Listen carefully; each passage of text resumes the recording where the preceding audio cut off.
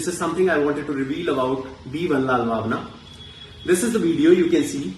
So here is the video. Now you notice one thing over here.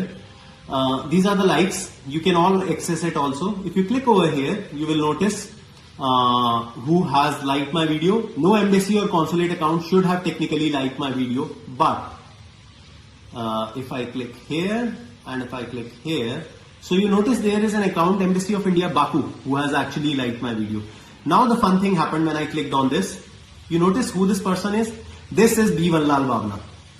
And I will tell you why this account liked my video now.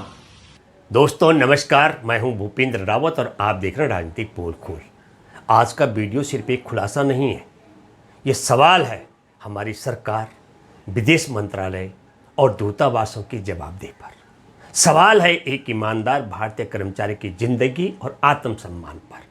इस कहानी के केंद्र में है रोहन मेहता, एक भारतीय जिन्होंने रूस और ब्राज़ील में दूतावासों के भीतर की उस सच्चाई को सामने रखा है जिसे जानकर किसी भी भारतीय का सिर शर्म से झुक सकता है। बहुत ही गंभीर आरोप रोहन मेहता ने लगाए हैं। पहला आरोप है फर्जी दस्तावेज और जालसाजी। रोहन मेहता कहते हैं दूतावास के नाम पर जो स्थानीय लोग काम कर रहे थे उनके साथ कॉन्ट्रैक्ट बनाने के लिए झूठे नाम, फर्जी हस्ताक्षर और जाली आईडी का इस्तेमाल हुआ। यह सिर्फ नियमों का उल्लंघन नहीं, यह अंतर्राष्ट्रीय स्तर पर भारत की विश्वसनीयता को गिराने का अपराध है। दूसरा आरोप सेक्स रैकेट और यौन शोषण का है। रोहन ने बताया कि मॉस्को में एक स्थानीय महिला कर्मचारी के साथ भारतीय अफसर ने शारीरिक संबंध बनाए, फिर उसे गर्भपात के लिए मजबूर किया गया। उसके बाद उस महिला को नौकरी से निकाल दिया गया। इतना ही नहीं, साओ पाउलो ब्राजील में भारतीय मूल की महिलाओं को सेक्स रैकेट जैसे कामों में फंसाने की घटनाएं सामने आई। जब रोहन ने विरोध किया तो कहा गया ये तुम्हारा काम नहीं। क्या भारत के दूतावास अब ऐसे अपराधों के अड्डे बनते जा रहे हैं?